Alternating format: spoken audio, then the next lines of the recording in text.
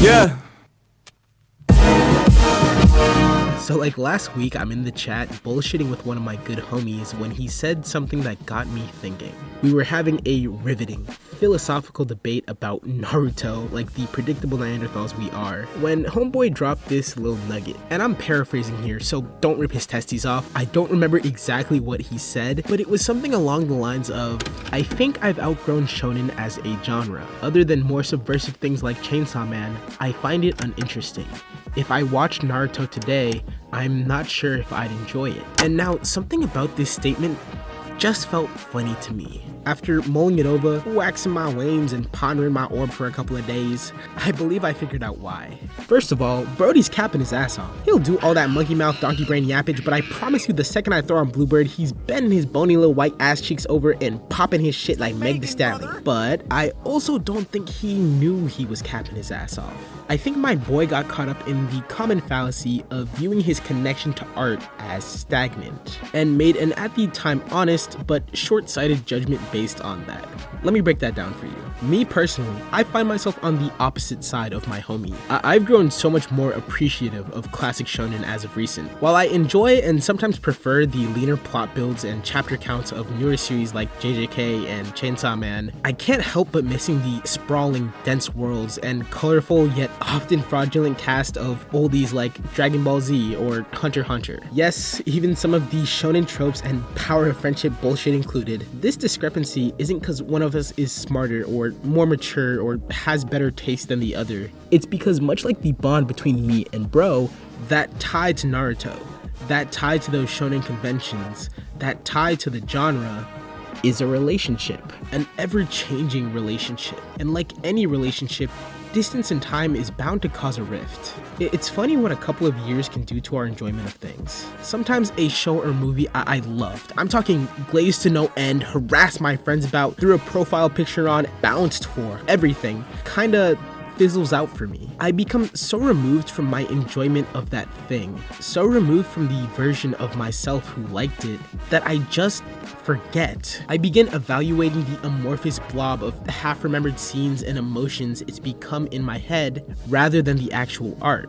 That is until I revisit it. I pop on an old opening or some of my favorite scenes and remember, oh lord, this thing low-key slaps. I'll be sitting there like, damn, is Fullmetal Alchemist really that good? It's fucking top 5! It's the same shit we do with people. You don't see one of your friends for a little while, you start fretting over if things are gonna be awkward or weird when you reconnect, and 9 times out of 10, y'all will dap up and get back to shooting the shit like no time passed at all. I went through some similar feelings to bro a couple of years ago.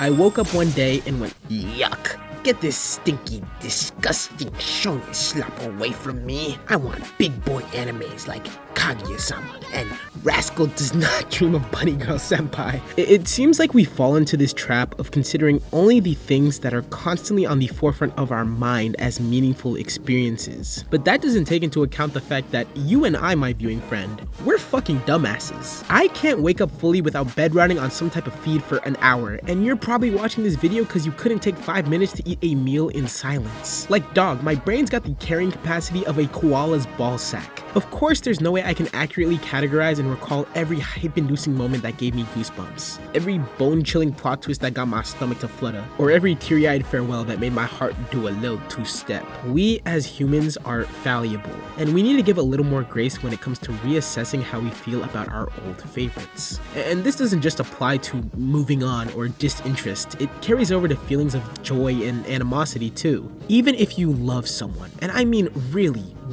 love someone, you don't love everything about them, or love them all the time. Sometimes my dog is the coolest, sexiest mama gemma on the planet. Other times I want to strangle him for being so fucking dog shit at the game, I'm crashing out! Some days Jotaro stopping time is a colossal ass pull that makes me question my enjoyment of the fight. And some days, that's the funniest shit I've ever seen! You see what I'm getting at, right? Ebb and flow. Your feelings about something or someone or fucking Soul Eater are bound to change day by day. It's normal. It's natural. But it's worth coming up for air every once in a while and not fully getting swept up in those shifting tides. And look at me, I'm talking like I'm some type of guru, stroking my shit like I've reached some type of entertainment enlightenment. But I promise you, I'm not great at this either. I unironically convinced myself that One Piece was dog shit, like yesterday. Not even because I believed it. It was purely just to keep up an argument, because hating is fun as hell sometimes. I don't give a fuck. But it's something I want to be more conscious about. I really find that continuously evaluating my viewing objectives, constantly correcting my perspectives, has led to a more positive attitude towards media as a whole. But hey, if you seriously don't enjoy your old shit anymore, there's nothing wrong with that. It's the way you feel. It's completely valid, and I understand that inherent want to just move forward. I'm a firm believer that the most important step we take is always the next one. But does that really mean we can't take a glance or two back? Just because you step away from something familiar doesn't mean you have to forget it's still there.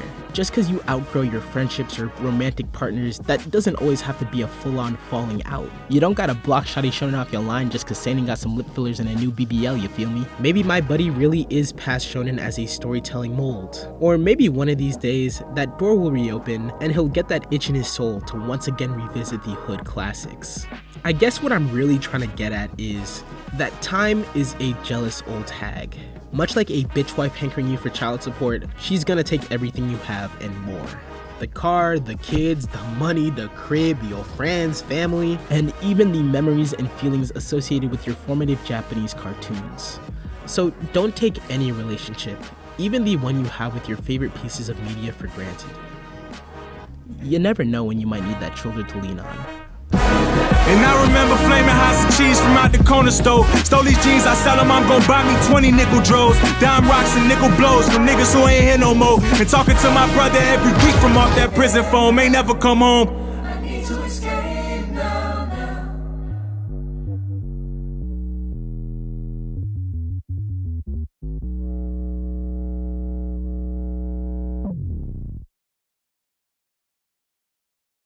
Hey y'all, a young Ibi.mp4 here to thank you very kindly for watching this silly little thought baby.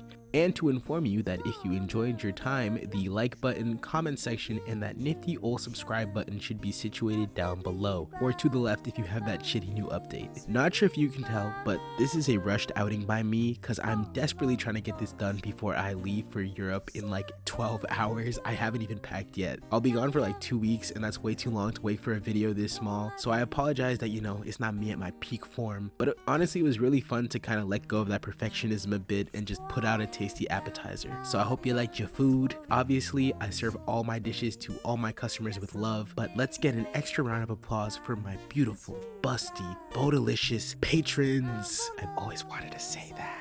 I am so lucky to have the support of these incredible individuals, my very own small council, my very own round table, and without them, none of this would be possible. You can join them at the link below for like $1. Okay, I have to jet, otherwise TSA will tickle my teats, but I'll be thinking about you while I'm abroad, so stay sexy, stay kind and thoughtful and fleazy as hell, and like a brother always says, have yourselves a damn good one.